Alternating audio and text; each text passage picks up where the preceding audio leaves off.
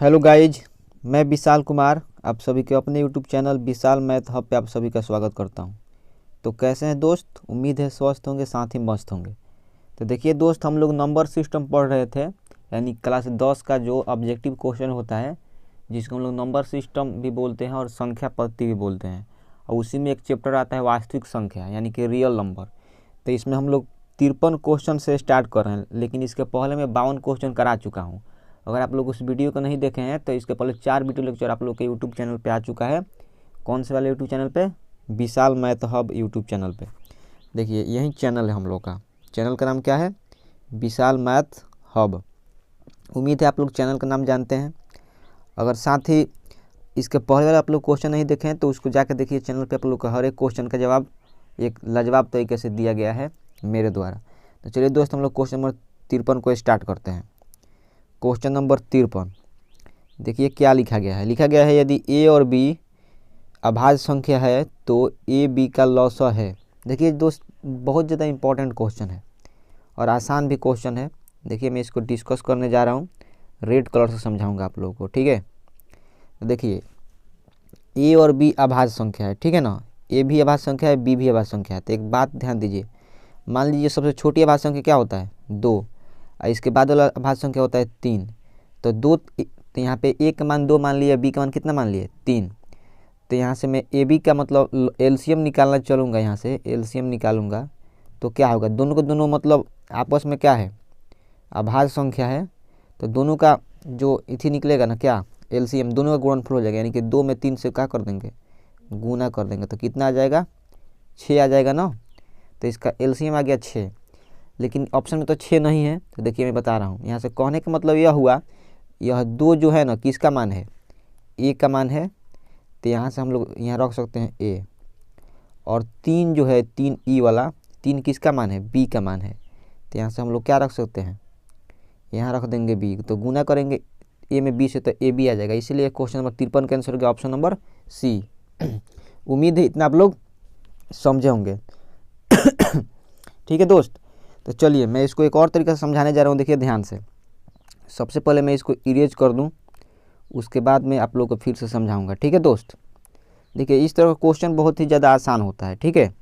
देखिए इस तरह क्वेश्चन को करने के लिए कुछ नहीं करेंगे। ए और बी दोनों के दोनों अभाज्य संख्या है ना, इसका एलसीएम निकालना है। तो कुछ ना करेंगे, दोनों को गुना कर देंगे। ए में बी से गुना करेंगे, मतलब ए गुने बी कर देंगे, तो क्या आ जाएगा? A B. तो इसीलिए क्वेश्चन नंबर 53 का आंसर हो गया ऑप्शन नंबर सी, कहो ना प्यार है। ठीक है दोस्त, ए बी आ गया। उम्मीद है आप लोग इतना समझे होंगे। कहने का मतलब है कुल मिलाकर कि अगर दो संख्या ए और बी अभाज्य है तो उसका एचसीएफ जो होता है ना, एचसीएफ 1 आता है। कितना आता है? 1। लेकिन एलसीएम क्या होता है? दोनों संख्याओं का प्रोडक्ट होता है, मैंने दोनों संख्याओं का गुणनफल होता है। तो पहली संख्या ए है और दूसरी संख्या बी है, यानी कि क्या होगा? ए बी होगा इसका एलसीएम। उम्मीद है इतना आप लोग समझ गए होंगे। तो चलिए दोस्त, इतना समझ गए हैं तो हम लोग अब चलेंगे कौन से वाले क्वेश्चन पे? अब चलेंगे हम लोग क्वेश्चन नंबर 54 पे, उसको भी समझने का प्रयास करेंगे। तो चलिए दोस्त, हम लोग चलते हैं क्वेश्चन नंबर 54 की ओर, उसको समझने का प्रयास करते हैं। उम्मीद है आप लोग क्वेश्चन नंबर 53 समझ गए होंगे। इसमें कुछ नहीं था, दो संख्या ए और बी था ना, तो दोनों संख्या को गुना कर देंगे तो ए बी आ जाएगा हम लोग का आंसर। ठीक है दोस्त, तो चलिए हम लोग चलते हैं अब क्वेश्चन नंबर कितना की ओर? क्वेश्चन नंबर 54 की ओर चलते हैं। देखिए क्वेश्चन नंबर 54, इसमें भी कुछ नहीं है। बोल रहा है दो लगातार संख्याओं का मौसा होगा। तो देखिए दोस्त, पहली संख्या मान लीजिए 2, उसके बाद मान लीजिए 3, या फिर मान लीजिए पहली संख्या 5, उसके बाद मान लीजिए क्वेश्चन पहले, उसके बाद वाली संख्या 6। तो देखिए 2 और 3 किससे कटेगा? 1 से कटेगा। 5 और 6 किससे कटेगा? 1 से कटेगा। तो इसीलिए दोनों संख्याओं का एचसीएफ कितना हो गया? 1 हो गया। दो लगातार संख्या होगा ना, दो कंजुकेटिव नंबर होगा, दो क्रमागत संख्या है, तो उसका एचसीएफ आएगा, यानी कि मौसा 1 आता है। ठीक है दोस्त, तो इसीलिए इस क्वेश्चन का आंसर होगा option number B, B for Baahubali. ये जो मैं बताया ना, ये सब आप लोगों को समझने के लिए बताया हूँ, ठीक है। तो इसको मैं इरेज कर देता हूँ। ठीक है दोस्त, उम्मीद है आप लोग इतना समझ गए होंगे। यानी कि क्वेश्चन नंबर 54 का आंसर क्या गया? Option number B. चलिए आप लोग, उम्मीद है आप लोग क्वेश्चन नंबर 54 भी समझ गए। अब चलते हैं क्वेश्चन नंबर 55 की ओर।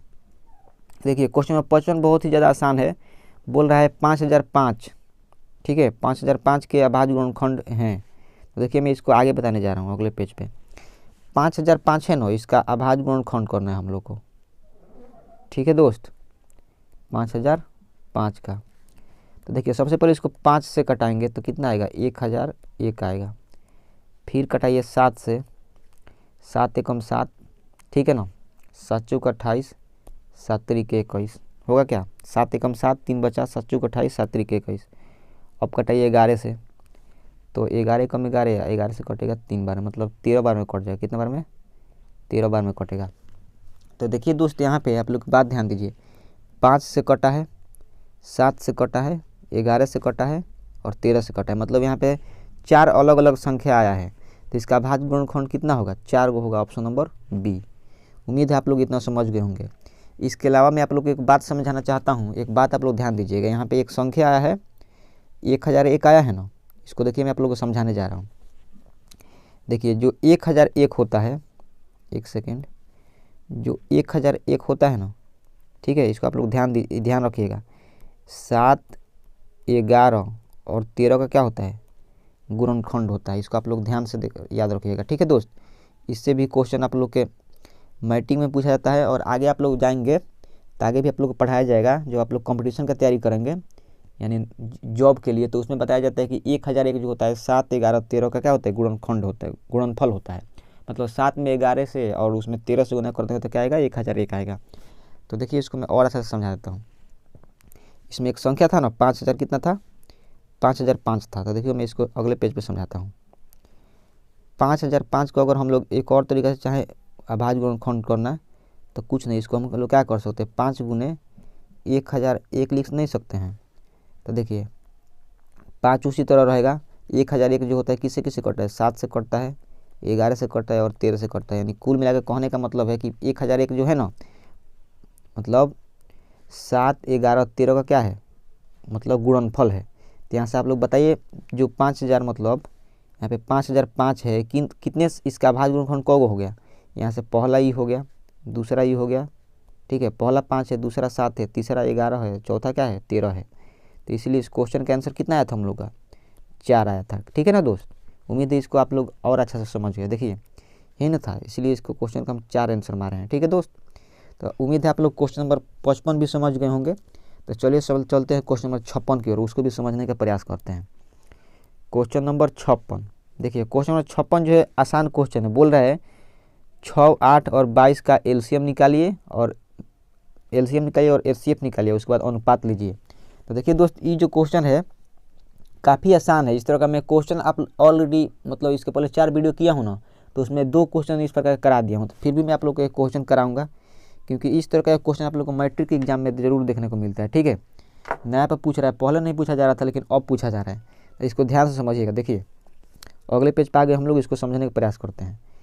हम लोग को मान लीजिए क्या क्या निकालना है, एलसीएम निकालना है 6, 8, 22। तो आप लोग इसको फैक्टराइज से भी कर सकते हैं। तो चलिए मैं इसको फैक्टराइज से ही बताता हूँ। यहाँ पे 6 का अभाज्य गुणनखंड क्या होता है, 2 गुने 3 होता है 6 होता है ना। चलिए 8 जो होता है 8 यानी कि 3 बार 2 होता है, ठीक है दोस्त, जैसे कि आप लोग जानते होंगे। और 22 जो होता है 2 गुने 11 होता है, ये ना होता है दोस्त, यही होता है। हम लोग से पूछा है एल से मान लिए एलसीएम और एच से एचसीएफ मानिए, ठीक है ना। एल से लॉसा हो गया, एच से एचसीएफ हो गया। तो देखिए लॉसा कैसे निकलेगा, आप लोग ध्यान अगर देंगे इसमें, तो इसमें 3 बार 2 है ना, ये दोनों, इसमें 1 बार 2 है, इसमें 1 बार 2 है। तो ज़्यादा बार जिसमें रहता है वहीं लिखते हैं। तो 3 बार 2 है तो ऊपर हम लोग लिखेंगे 3 बार 2, ठीक है, एलसीएम निकालने के लिए 3 बार 2 लिख दिए, ठीक है दोस्त। एक सेकंड रुक जाइए, थोड़ा इसको अच्छा से 2 में बता देता हूँ। तो 3 बार 2 लिखा गया, अब 2 का काम खत्म। अब देखिए 3 इसमें 1 बार है और कोनों में 3 नहीं है, तो हम लोग 3 भी लिखेंगे गुना में, ठीक है दोस्त। इसके अलावा 11 एक संख्या ही बच गई है, तो हम लोग 11 भी लिखेंगे गुना में, ठीक है। उस पर देंगे बाटा। अब देखिए इसका एचसीएफ क्या होगा, आप लोग देखेंगे अगर ध्यान से, देखो इसमें भी 2 है, इसमें भी 2 है और इसमें भी 2 है। इसके अलावा मतलब तीनों में 2 2 मिल रहा है, तो इसका मतलब कि इसका एचसीएफ कितना आ गया, 2 आ गया ना दोस्त। तो देखिए जय हिंद जय भारत, यानी 2 से ऊपर नीचे कट गया तो नीचे आ गया 1 और ऊपर क्या क्या बच गया, 2 बच गया, 3 बच गया, 11 बच गया। तो हम लोग कह सकते हैं इसको गुना करेंगे जब हम लोग, तो देखिए 2 दूना का 4, 4 3 12, अब 12 में गुना होगा 11 से तो 132 आता है। तो ऊपर 132 आ गया, नीचे 1 है, ठीक है दोस्त। ऊपर 132 आ गया और नीचे कितना है 1 है, यानी कि इसका आंसर होगा 132:1, जो कि ऑप्शन नंबर ए में दिया गया है। उम्मीद है आप लोग इसको भी समझ गए होंगे। कहने का मतलब है कि ऊपर गुना करेंगे तो 132 आएगा, नीचे 1 आएगा, इसका मतलब हुआ कि 132 अनुपात क्या होगा, 132 अनुपात होगा 1, 132 अनुपात 1, इसीलिए क्वेश्चन नंबर 56 का आंसर होगा ऑप्शन नंबर ए। उम्मीद है आप लोग इतना समझ गए होंगे। तो चलिए दोस्तों हम चलते हैं क्वेश्चन नंबर 57 की ओर, उसको भी समझने का प्रयास करते हैं। आसान क्वेश्चन था ये, उम्मीद है आप लोग इसको समझ गए होंगे। तो चलिए आगे अगले अगले क्वेश्चन में चलते हैं, क्वेश्चन नंबर 57 की ओर। देखिए बोल रहा है 96 का अभाज्य गुणनखंड क्या होगा, जिसके लिए 4 गो ऑप्शन दिया गया है। ठीक है दोस्त, जो कि 4 ऑप्शन यह रहा है आप लोग के सामने। तो चलिए इसको भी हम लोग समझने का प्रयास करते हैं, इसका भी आंसर हम लोग देंगे अगले पेज पे। देखिए 96 को हम लोग पहले मैं आप लोग को एक तरीका बताता हूँ। 96 का निकालना है क्या अभाज्य गुणनखंड, तो 2 से कटाइए तो कितना होगा 48 होगा ना दोस्त। फिर 2 से कटाएंगे तो कितना होगा 24, मतलब आधा कर देना। फिर 2 से कटाएंगे तो कितना आएगा 12 आएगा। फिर 2 से कटाएंगे तो कितना आएगा 6 आएगा। इसको थोड़ा सा मैं छोटा कर देता हूँ। ठीक है दोस्त, आगे आप 6, उसके बाद क्या करेंगे इसको और नीचे लेंगे और 2 से कटाएंगे तो फिर क्या आएगा 3 आएगा। तो आप लोग ध्यान से देखिए इसमें 2 कितने बार आया है, एक यहाँ पाया है, एक यहाँ पाया है, एक यहाँ आया है, फिर एक यहाँ आया है, इसके अलावा एक यहाँ पे आया है। ठीक है, देखिए एक यहाँ पे आया था, एक यहाँ पे आया था और 3 यहाँ पे आया है। इसका मतलब हम लोग लिख सकते हैं कि 96 बराबर 2 कितना बार आया है, आप लोग देखेंगे तो 1 बार, 2 बार, 3 बार, 4 बार, 5 बार। ठीक है ना, तो 5 बार आया है, तो हम लोग लिख सकते हैं 2 के पावर 5 इंटू 3 एक बार आया है यहाँ पे, देखिए तो हम लोग लिखेंगे 3। देखिए 2 के पावर 5 गुने 3 कौन सा है, ऑप्शन नंबर सी है ना दोस्त। तो इसीलिए क्वेश्चन नंबर 57 का आंसर हो गया ऑप्शन नंबर सी, कहो ना प्यार है। तो उम्मीद है आप लोग इतना समझे होंगे।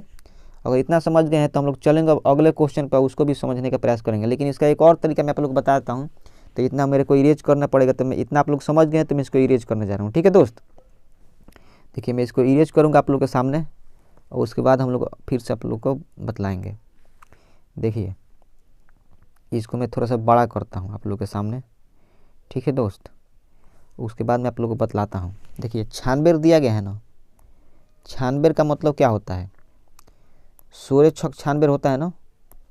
तो देखिएगा ध्यान से, 16 का मतलब क्या होता है आप लोग बताइए। 16 जो दिया गया है इसका मतलब क्या होता है, इसका मतलब होता है 2 के पावर 4, यही ना होता है, 2 के पावर 16 होता है। और यहाँ पे 6 जो है, 6 का मतलब क्या होता है 2 गुने 3, तो यहाँ पे लिख सकते हैं 2 गुने 3। तो यहाँ पे कुल मिला के कहेंगे कि यहाँ पे 2 के पावर 4 है, एक 2 है, यानी कि कौ गो 2, 4 गो 2 एक लेकर 5 गो 2 हो गया ना दोस्त। तो यहाँ पे लिख देंगे 2 के पावर 5 और गुना में एक 3 लिखेंगे क्योंकि एक 3 भी है यहाँ पे, है ना। तो इसीलिए इस क्वेश्चन का आंसर आएगा ऑप्शन नंबर सी, कहो ना प्यार है। उम्मीद है आप लोग इस तरीक़े से भी समझ गए होंगे। मैं आप लोग को 2 तरीके बतलाया, आप लोग कमेंट करके बताइएगा आप लोगों को दोनों तरीके में से कौन सा तरीका बेस्ट लगा। इसके अलावा अगर इस चैनल पर आप लोग नए हैं तो इस चैनल को आप लोग 3 बार लाइक कीजिए, कमेंट करके बताइए आप लोग वीडियो कैसा लग रहा है, आप लोग क्वेश्चन समझ में आ रहा है कि नहीं। और एक ज़रूरी बात, अगर आप इस चैनल पर नए हैं तो इस चैनल को जरूर सब्सक्राइब कीजिए, क्योंकि आप लोग के सपोर्ट की हमें सख्त ज़रूरत है। ठीक है दोस्त, तो चलिए चलते हैं क्वेश्चन नंबर 58 की ओर और उसको भी समझने का प्रयास करते हैं। ठीक है, चलिए क्वेश्चन नंबर 58 अगले पेज पर चलते हैं। लिखा गया है 2 परमीय संख्याओं के बीच अधिकतम कितनी परमीय संख्या हो सकती है। तो देखिए दोस्तों, वैसे तो इस क्वेश्चन का आंसर होगा ऑप्शन नंबर डी, अनंत। ठीक है ना, 2 परमीय संख्याओं के बीच अनंत परमीय संख्या हो सकती है। ठीक है ना, आप लोग इसको इस बात को याद रखिएगा, यह क्वेश्चन आप लोग को बोर्ड एग्जाम में डायरेक्ट पूछा जाता है। ठीक है ना दोस्त। ठीक है दोस्त, तो हम लोग चलेंगे अब क्वेश्चन नंबर, इसको थोड़ा सा मैं समझा देता हूँ आप लोग को डिटेल में। देखिए मान लीजिए एक संख्या 2 है, ठीक है ना, एक संख्या 3 है, एक संख्या क्या है 3। अब बतलाना है हम लोग को इसके बीच कितने परमीय संख्या होगा। देखिए इसके बीच में परमीय संख्या 2.1 हो जाएगा, 2.2 हो जाएगा, 2.3 हो जाएगा। ठीक है ना, इस तरह करते करते आगे जाएगा। इसके अलावा एक संख्या हो सकता है 2.01 हो जाएगा, 2.02 हो जाएगा। ठीक है ना दोस्त, 02, इसके बाद 2.03 हो जाएगा। इसी तरह करते करते आगे जाएगा। इसके अलावा थोड़ा सा मैं और छोटा करके आप लोग समझाता हूँ। ठीक है दोस्त, आप लोग समझिए, बस आप लोग को समझ में आना चाहिए। देखिए इसके अलावा 001 हो जाएगा, ठीक है ना, 2.002 हो जाएगा, ठीक है। इसी तरह करते करते और परमेय संख्या हो सकता है, ठीक है ना, बहुत ज़्यादा। तो इस तरह से हम कुल मिलाकर हम लोग कह सकते हैं कि इस तरह से बहुत ज़्यादा परमेय संख्या निकल सकता है, ठीक है ना। तो इसीलिए अनंत परमेय संख्या निकल सकता है दो संख्याओं के बीच, ठीक है दोस्त। तो इसको मैं अब इरेज कर देता हूँ। उम्मीद है आप लोग इतना समझ गए होंगे। तो इसको इरेज करना बनता है। तो चलिए दोस्त, इसलिए मैं आप लोग को बोल रहा था इस क्वेश्चन का क्या आंसर होगा, ऑप्शन नंबर डी, ठीक है दोस्त, ऑप्शन नंबर डी होगा। क्या होगा इसका आंसर। इसको भी मैं इरेज कर दूँ क्या, इसको इरेज करके अच्छा से मारता हूँ साइन, ठीक है। इस क्वेश्चन का आंसर होगा ऑप्शन नंबर डी, अनंत। तो चलिए दोस्त, चलते हैं क्वेश्चन नंबर अब हम लोग 59 की ओर और उसको भी समझने का प्रयास करते हैं। देखिए क्वेश्चन नंबर 59, इसको पढ़िए। बोल रहा है 47 से 300 कितना 379 में भाग देने पर शेषफल 3 बचता है, तो भागफल क्या होगा। तो देखिए दोस्त, इसको मैं समझाने जा रहा हूँ। देखिए यहाँ पे मैं समझाता हूँ आप लोगों को। 47 से भाग करना है 47 से 379 में, तो यहाँ पे 3 बच रहा है, यहाँ पे भागफल निकालना है, ठीक है ना, क्यू का मान निकालना है। तो इस तरह का क्वेश्चन कैसे बनता है आप लोग बताइए। इस तरह का क्वेश्चन बनाने के लिए इसको हम लोग थोड़ा सा छोटा कर देते हैं, ठीक है ना, और उसके बाद इसको हम लोग समझेंगे, ठीक है मित्र। इसको हम लोग छोटा करके ऊपर में कर देता हूँ आप लोग को समझने के लिए। देखिए इसमें इस तरह का क्वेश्चन में कुछ नहीं किया जाता है। यहाँ 379 है ना, 379 इज बराबर होगा 47 इंटू क्यू के, और प्लस में हो जाएगा 3। यही ना होता है नियम, होता है भाज बराबर भाज। यहाँ क्या है 379 है, भाजक 47 है, और भागफल क्या है क्यू है, शेषफल क्या है 3 है। तो इसी के अनुसार मैं आप लोग बतलाने जा रहा हूँ। देखिए अब ध्यान से, यहाँ से 379 है, ये प्लस का 3 है, इधर जाएगा बराबर की साइड तो माइनस में हो जाएगा, ठीक है। तो इधर माइनस में हो जाएगा और बराबर इधर बचेगा 47 इंटू क्यू, ठीक है दोस्त। इसको मैं आगे बढ़ाता हूँ और सॉल्व करूँगा, ठीक है दोस्त। तो देखिए और मैं आगे कर देता हूँ इसको, और आगे इतना, हाँ इतना पर कर देते हैं। अब देखिए ये जब घटेगा तो कितना बचेगा 376 बराबर 47 इंटू क्यू, ठीक है दोस्त। अब इधर हम लोग लिखेंगे 47 क्यू बराबर 376, और इसको और आगे मैं करता हूँ। अब देखिए यहाँ से हम लोग कटाएंगे, यहाँ से क्यू का मान जो होगा ना कितना होगा 370 मतलब 376 बटा 47, ठीक है। अब इसको कटा देना है। जब कटाएंगे तो कितना बार में कटेगा आप लोग बताइए। सबसे पहले इसका हम लोग ऑप्शन पहले देख लेते हैं, कितना ऑप्शन है। अगर यहाँ से हम लोग को 6 लाना है तो 8 बार में जाएगा क्या, चलिए देखते हैं हम इसको। यहाँ पे जब हम लोग कटाएंगे इसको तो कितना बार में जाएगा, हमको लग रहा है 8 बार में जाएगा। 8 बार में जाएगा ना दोस्त, आप लोग कटाइएगा तो 8 बार में जाएगा। और आप लोग को उम्मीद नहीं है तो आप लोग काम कीजिए, इसको अगर गुना करेंगे, मतलब देखिए 8 7 56 हाथ में 5, 8 चौके 32, 5 37, हाँ ठीक है दोस्त। 47 से कटाएंगे ना 376 को 8 बार में आता है। तो इसीलिए क्वेश्चन नंबर मतलब यहाँ से कितना आ गया, यहाँ से 8 आ गया। क्यू का मान कितना आ गया 8। इसका मतलब हम लोग बोल सकते हैं यानी कि भागफल कितना है 8 है। देखिए मैं आप लोग को फिर से एक बार शुरू से समझा देता हूँ, इसमें कुछ था नहीं, आसान क्वेश्चन था, ठीक है।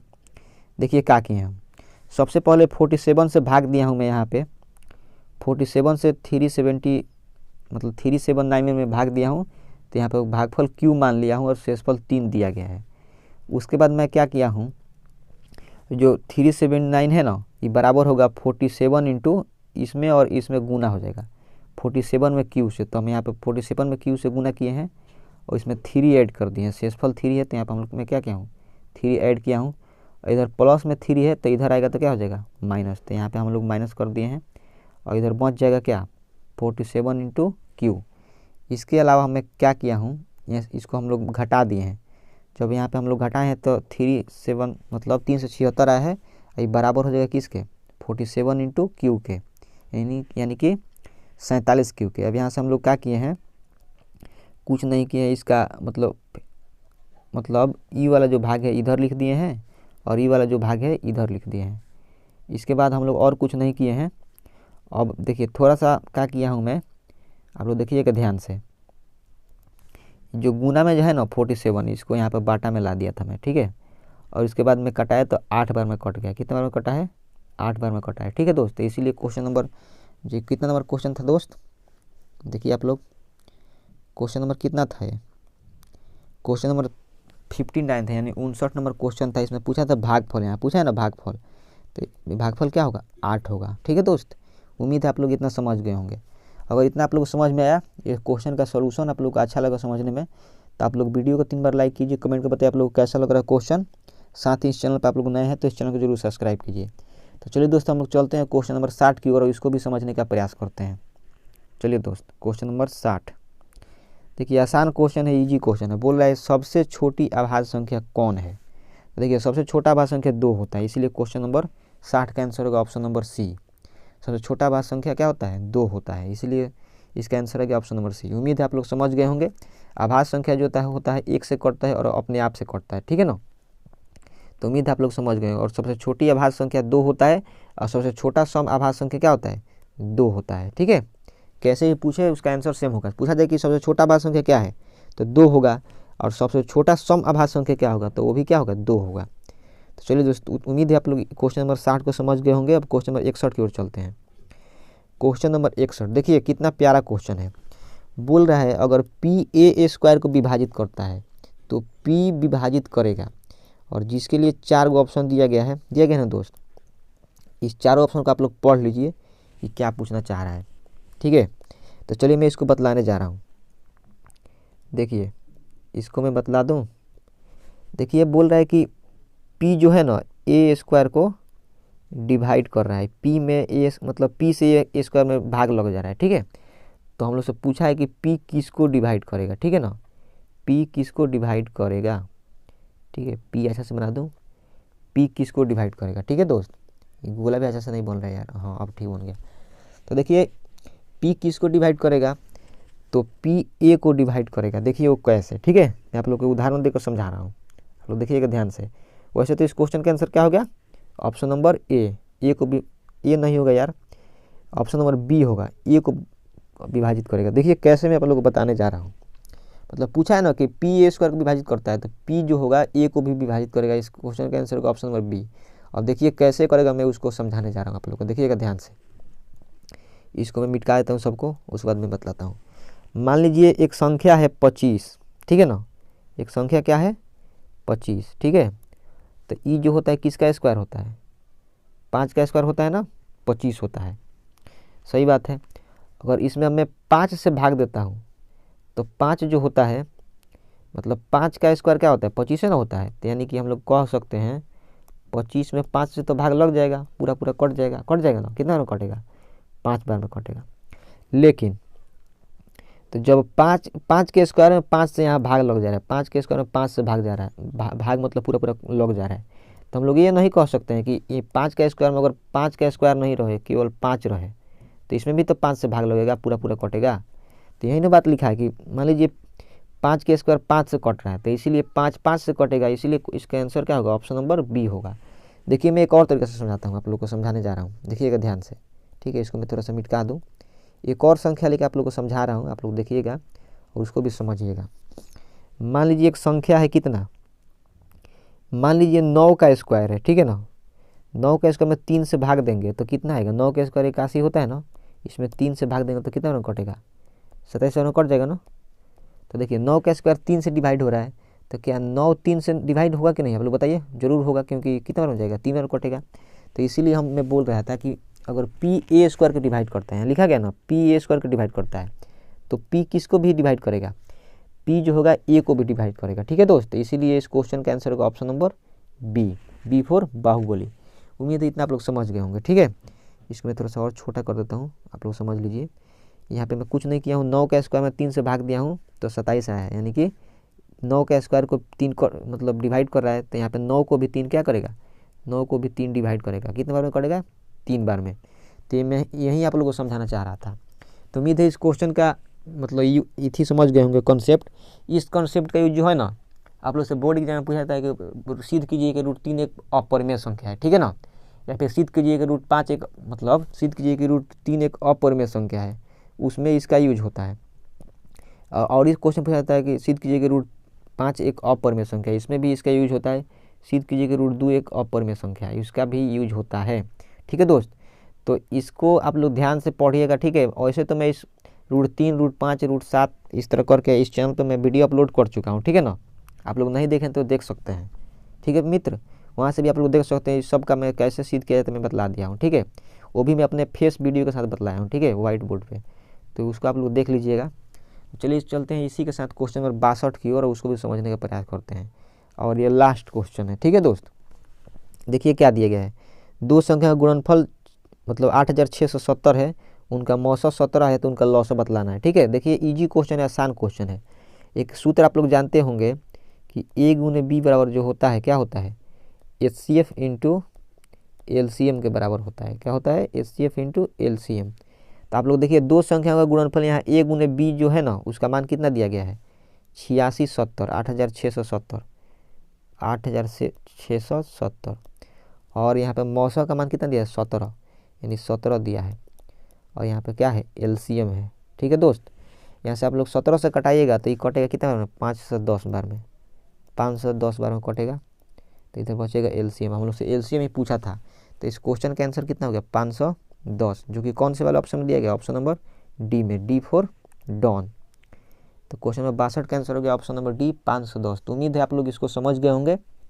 इसमें कुछ नहीं था, एक ही सूत्र पर इस क्वेश्चन बनाना था, ये वाला सूत्र पर। ठीक है दोस्त, यही सूत्र आप लोग को याद रहेगा तो आप लोग से क्वेश्चन बन जाएगा। तो उम्मीद है आप लोग क्वेश्चन नंबर 62 भी समझ गए होंगे। तो यह लास्ट क्वेश्चन था इस वीडियो लेक्चर का। ठीक है ना, यह 5वां वीडियो लेक्चर है इस सीरीज का। उम्मीद है आप लोग को हर एक क्वेश्चन समझ में आया होगा। यहाँ पे हम लोग 62 भी कर चुके हैं, 61 भी समझ गए हैं अच्छा से, इसके अलावा हम लोग 60 भी समझे हैं। ठीक है दोस्त, और मैं 59 भी कराया था ना, 59 यहाँ पे आप लोग को समझ में आया है। ठीक है दोस्त, 58 यहाँ पे है, और इसके अलावा क्या है, 57 है यहाँ पे, और 56 भी हम लोग किए हैं, देख लीजिए। LCM और थी मतलब लौसा और मौसा का अनुपात वाला क्वेश्चन किए हैं इस वीडियो लेक्चर में। और एक और कौन सा क्वेश्चन था, हाँ, ये अभाज्य संख्या निकालने वाला, अभाज्य संख्या कितने गुणनखंड है, इसको भी हम लोग किए हैं। और दो लगातार संख्याओं का मौसा क्या होता है, 1 होता है, इसको भी हम लोग यहाँ पे किए हैं। ठीक है दोस्त, तो इस तरह का क्वेश्चन आप लोग इस वीडियो लेक्चर में किए। उम्मीद है आप लोग का अच्छा लगा होगा। हम लोग क्वेश्चन नंबर 53 से स्टार्ट किए थे। ठीक है ना, तो इसका आंसर कितना आया था हम लोग के पास, ऑप्शन नंबर सी आया था।